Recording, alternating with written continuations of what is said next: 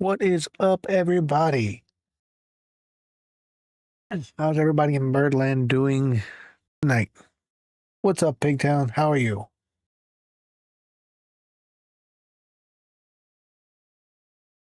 I have no script. I have no real plan of what to talk about tonight, except to say we're going to talk some baseball and get ready for opening day. I'm going to give you my predictions for the season. We're going to go over my predictions for division winners, award winners, whatever we want to talk about, really. I do want to shamelessly promote. Be sure to check out my MLB The Show Orioles franchise series. Been very enjoyable, very realistic. Um, yeah, check it out. Comments are always welcome. Soccer practice. How's that going?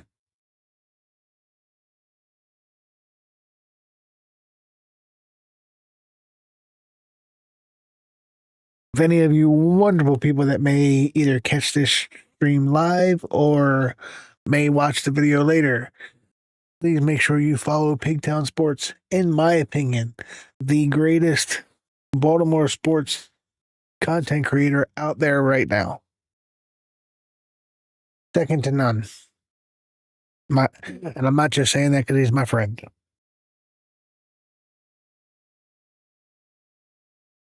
You realize this time, Thursday night, folks, the Orioles will have played a regular season baseball game. That is right. Spring training is over. The wait is over.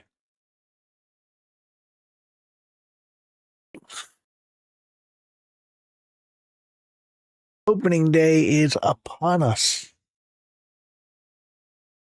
Let's take a look-see at the Orioles projected roster, shall we?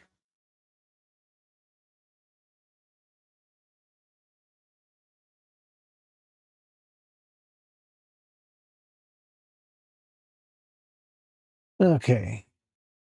So we got Gunnar Henderson.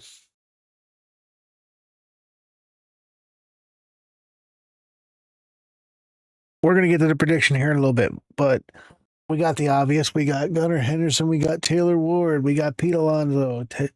Tyler O'Neill.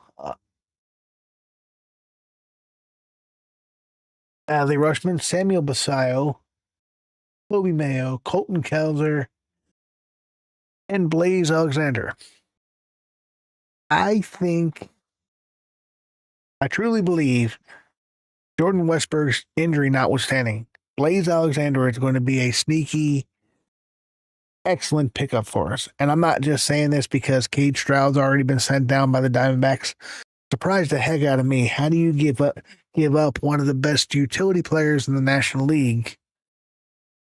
And that's what he was last year, for a guy who you basically are saying not even good enough to be on your major league team.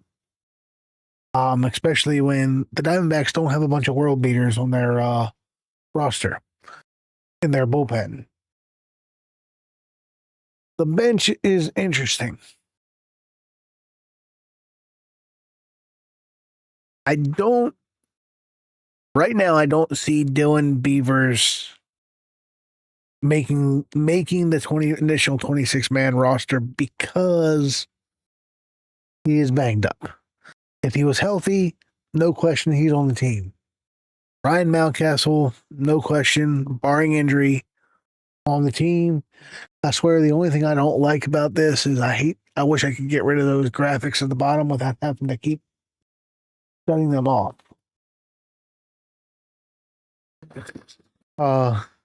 Let's see.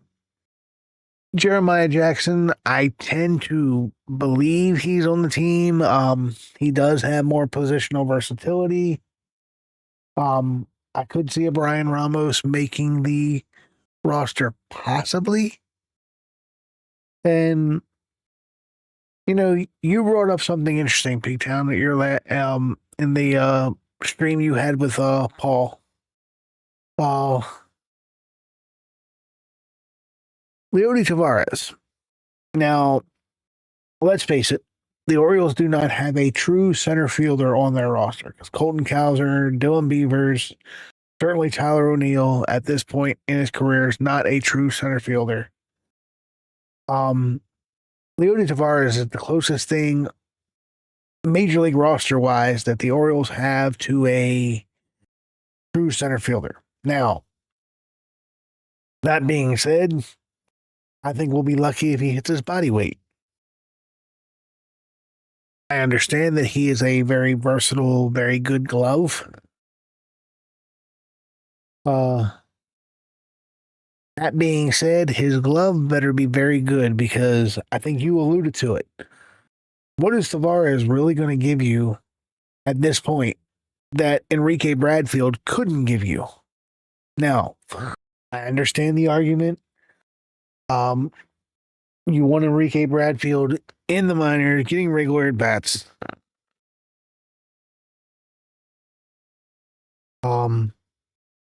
So I do understand that argument. But like I said, at a certain point,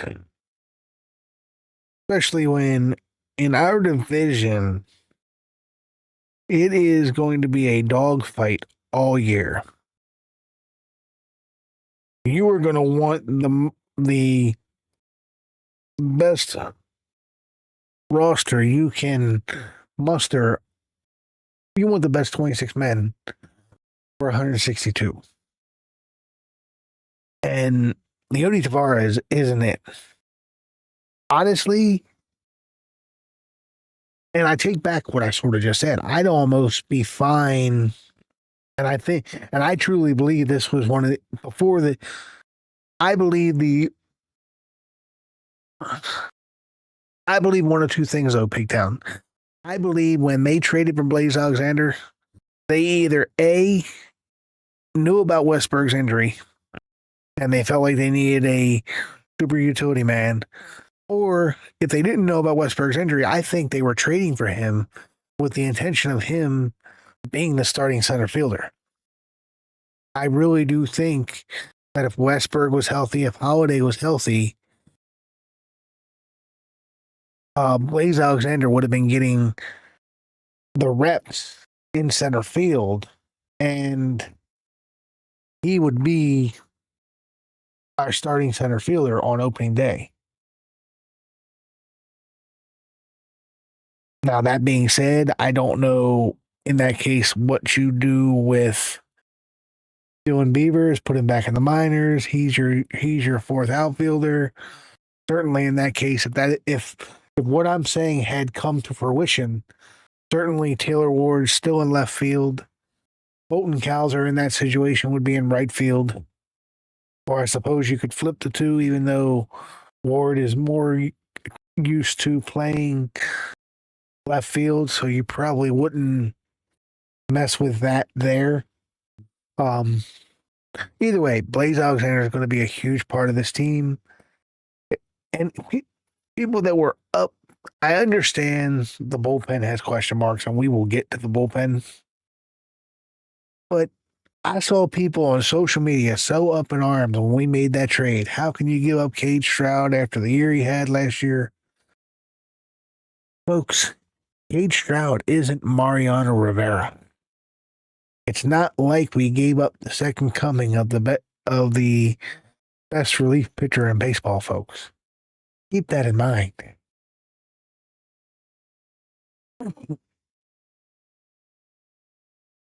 So I am going to roll into one of my award predictions right now.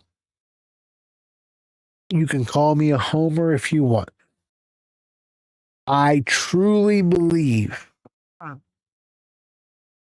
that if Tariq Skubal doesn't win Cy Young, it will go to Trevor Rogers. I believe Trevor Rogers is the second best left-handed pitcher in the American League. And one of the main reasons I'm picking Trevor Rogers to win the Cy Young is if the Dodgers trade Skubal, and I know it is a big if, but if they trade Skubal, he's not staying in the American League. He will end up somewhere like the Dodgers, the Cubs, the Padres, the Phillies, the Braves. He's not staying in the American League if the Tigers trade him. And obviously, if he gets traded to the National League, then that opens the door for Trevor Rogers and a few other guys to stake their claim to the Cy Young. Now, if Skubal stays in the American League, either with the Tigers or for some strange reason they trade him within the American League, then I still like Rogers' chances of winning the Cy Young. Does it take a hit if he's competing with Skubal? Of course. I'm not naive to that fact. But I do think Trevor Rogers has a good chance of winning the Cy Young. He's a guy that I think is going to make it to the point where we're not going to regret that we didn't get Ranger Suarez. We're not going to regret that we didn't get Trevor Valdez, because I'm going to go out on a limb and say that this is the best Orioles rotation I've seen since the 97 team that went wire to wire with Messina and Jimmy Key and Scott Erickson. I don't even remember. Unfortunately, showing my age, I don't remember that entire rotation. Then you got the bullpen. And I hate to admit this, but Trevor Rogers even sounded a little, in a recent interview, he sounded a little unsure about the bullpen. He obviously didn't come right out and, downplay his teammates. He's not going to do that. He's a good teammate. But I'm confident in Helsley. I think Helsley is going to have a great bounce back year, especially since, and Pigtown and others have alluded to this all winter. I think they figured out, like you said, he was tipping pitches in New York. He's not going to do that here. So there's that. I'm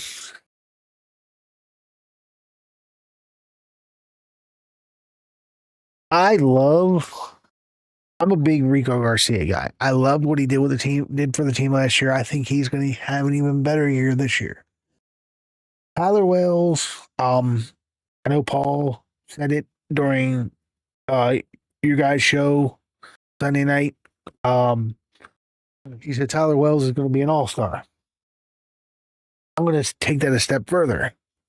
I think not only is he going to be an all-star, he's going to have a Yennier Cano all-star type year where he's basically has a good shot of leading the American League in holds. If manager Craig Alvarez keeps him in that 7th, 8th inning role, I think him and Helsley could be a great 1-2 combination. Which brings me to Yennier Cano. This guy is either going to find his form that made him the all-star that he was, or he's going to be in the minors by May 1st. Because he has options. This team is in win now mode. It's not like when we were rebuilding where we can just keep running people out there that can't get the job done. So I think Cano's got a very short leash. Kovar is obviously going north with the ball club because there's little to no chance that if he doesn't make the ball club that he clears waivers. Not with the electric arm he has. And now to Big Town's favorite bullpen arm, Dietrich Enns.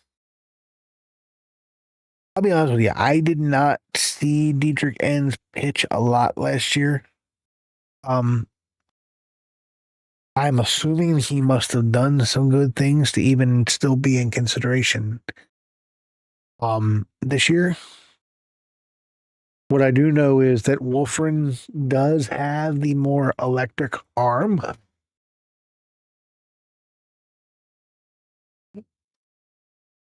So out of the two of them, I certainly trust Wolfgren more. We need a better bona fide lefty, in my opinion. Jojo Romero. It's going to be interesting in the next couple of days as teams finalize their rosters. Who from other major league teams tries to get pushed through waivers, and who we try to push through waivers. You know, because I believe there is a scenario where either Albert Suarez or Kovar are not in this organization in 2 days. Just like a number of other position players, relievers throughout Major League Baseball. So are we able to possibly pick up is there a completely different left-handed reliever or just a right-handed reliever or another pitcher or a position player that's not even listed here on Fangraphs that may make an impact early on in this team because they spent the entire spring training with Team X. Team X tries to get them through waivers and Mike Elias claims them. I think that's a distinct possibility. I would love, now, obviously, right player, right price. I would love to see the Orioles trade for a Jojo Romero, a veteran lefty that knows how to handle pressure situations. Because especially with Keegan Aiken. But speaking of Big Town, are you still here? Has there been any update on Aiken?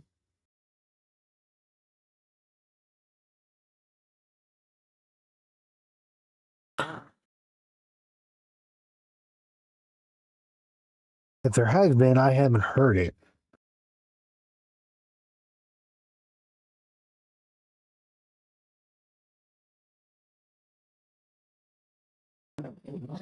So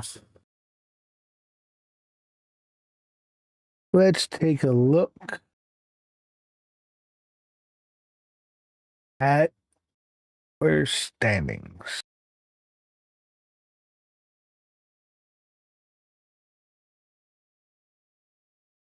Can I not see standings from here? All right.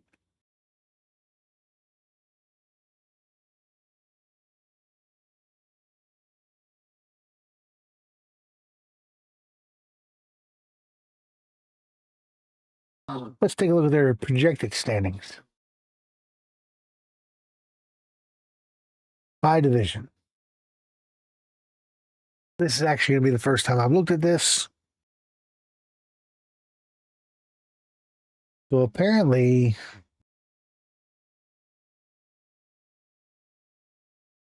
okay.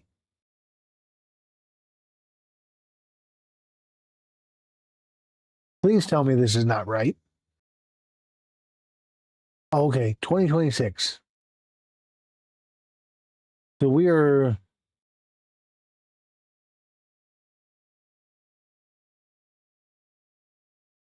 projected to finish 3 games above 500 and in 4th place.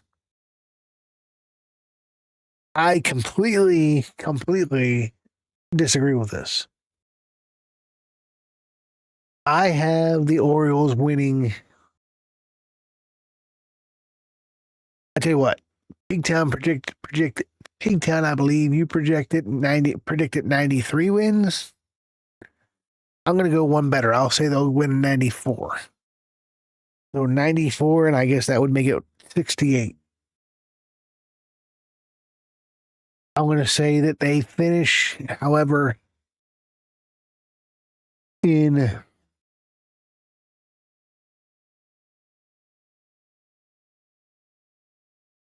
they're going to finish in second place in the division because I got the Blue Jays winning possibly 95 games. I got the Red Sox finishing third. I had the Yankees finishing fourth. And I had the Rays finishing last. You notice every team in the American League East projected 500 or better. Now, to the American League Central, I'm taking the Kansas City Royals to win this division. It's going to be close with the Tigers, but I think the Royals have a better overall team. I like their bullpen better. I like their lineup a little bit better. I will give Detroit credit on the rotation because of the top two, Skubal and Framber. But I still like the Royals to win that division. The AL West. I think this is the Mariners division to lose. If they lose it, it's only because things did not go well for them. I don't see the Rangers competing. I don't see the Astros competing. And I don't think we even need to talk about the Angels and the Athletics. The Athletics will be improved. The Angels are one of the worst run organizations in professional sports. And that is why, and anybody that knows me has heard me say this before, that is why at the end of his career, Mike Trout will be the Charles Barkley of Major League Baseball. The only difference is Barkley at least made the finals. Mike Trout's never even going to sniff a World Series. The three wild cards. I had all three wild cards coming out of the American League East. The Orioles, the Red Sox, and the Yankees. All three wild cards coming out of the American League East, which means I have Detroit missing the playoffs. I have no other team from the West making the playoffs. So your American League playoff picture will be Toronto, Baltimore, Boston, New York, Kansas City, and Seattle. In the National League, I have the Braves. I have the Cubs. And shockingly, I have the Dodgers. I know, shocking, isn't it? My wild card teams are the Phillies, the Pirates, and the Mets. So again, the Braves, the Cubs, the Dodgers, the Pirates, the Mets, and the Giants. So now, World Series prediction time. I have the Dodgers taking one, and it pains me to say this. taking on the team that beats the Orioles in the American League Championship Series, the Kansas City Royals.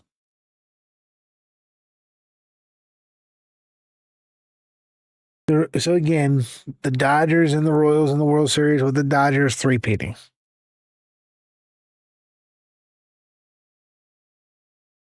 Now, the American League MVP.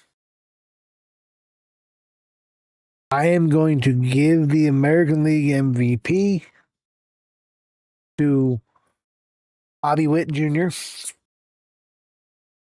We already said the American League Cy Young, Trevor Rogers. I am going to say that even though I don't necessarily agree that they should qualify as rookies, I'm going to say that Murakami of the White Sox wins Rookie of the Year with an outside shot for Kobe Mayo and or Samuel Basallo.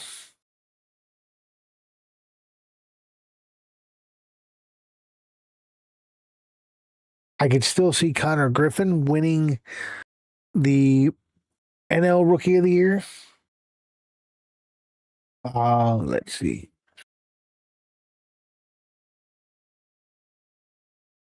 My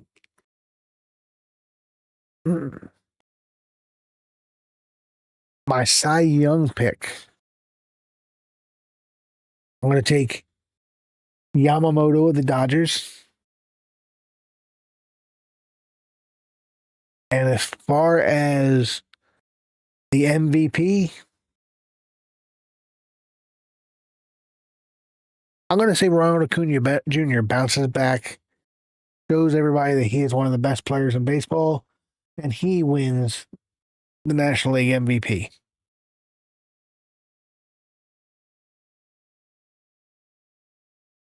But let me ask you, Oriole fans, how happy would you be if the Orioles just missed the World Series and at least made it to the American League Championship Series?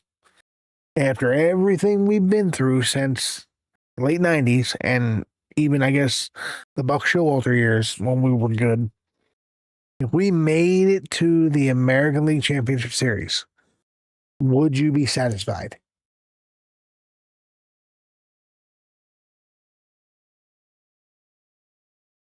Let me know your thoughts and predictions in the comments below. Like the stream, subscribe to the channel. We will have plenty more Orioles content throughout the year. And I will see you all next time.